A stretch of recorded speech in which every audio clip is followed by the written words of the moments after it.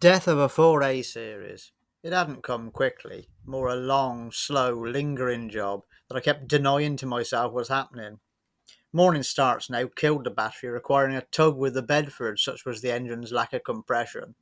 That chattering from the rear axle now chiming in at anything above 30 mile an hour, if you could cajole the wreck up to that heady speed, of course.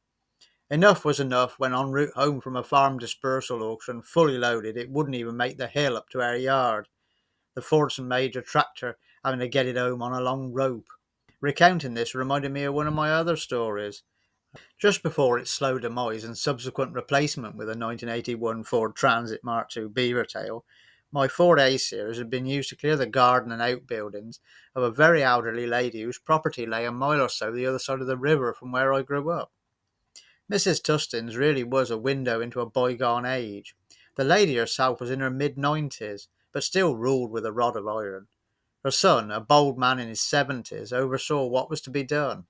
No vehicles there, just piles of metal detritus built up from decades of rural life, including the leftovers of three green caravans dating from the 50s that had sunk into the ground. Behind these, with bushes still growing through them, were various horse-drawn implements and even some old wooden-wheeled carts that looked like turn of the century.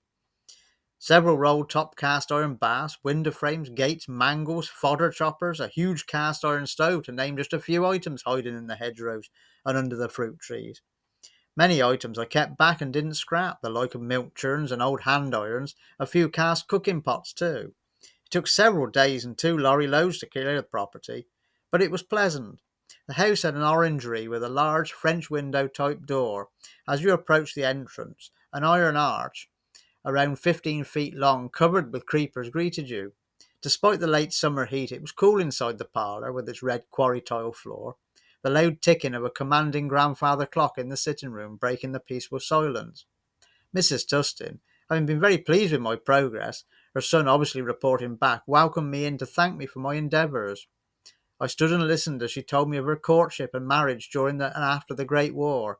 An hour passed while she explained how she and her late husband had come by the property between the wars and what things had been like living and working at the small holding during those days. Some old people are hard for youngsters to relate to, but even at 19 I would have been happy to hear her stories all day. Such a vivid picture she painted. A couple of years later, I heard of her passing away, the property being sold and, of course, developed. But that afternoon chat, the places I found it, and the story of a truly remarkable life well lived, has remained with me. Starting clearing people's old scrap and junk when I did in the mid 90s, I was lucky to have come in and caught the end of a golden era that sadly would soon be no more. Rural properties were starting to be bought up, cleaned up, and irrevocably developed. Holiday lets, summer weekend and only second homes, and barn conversions were what that resulted. The people that crave rural village life and countryside little living actually destroyed it effectively. Rising house prices in villages meant no local people under the age of 50 could really afford to live where they'd been raised. So many places that when I was busy working around them still had a village school, post office, pub, garage, and blacksmith's floors in the quarter century since have none of the above. The image of a tumble-down farm, complete with chickens roosting on the top of a derelict Land Rover, sundry animals poking about in a cluttered yard, and an old car half in the undergrowth, is left as just that, an image on a twee postcard. The push to have the countryside vacuum clean made myself and many other scrappies a living, but at the long-term expense of a lot of local rural history, plus a lifestyle that no longer exists in this country. The sprawling small holdings, along with the genuine characters that own them, are just memories in a book. Hello there! Thank you for watching my video. If you've enjoyed this and would like to see some more, please subscribe to the channel and also share.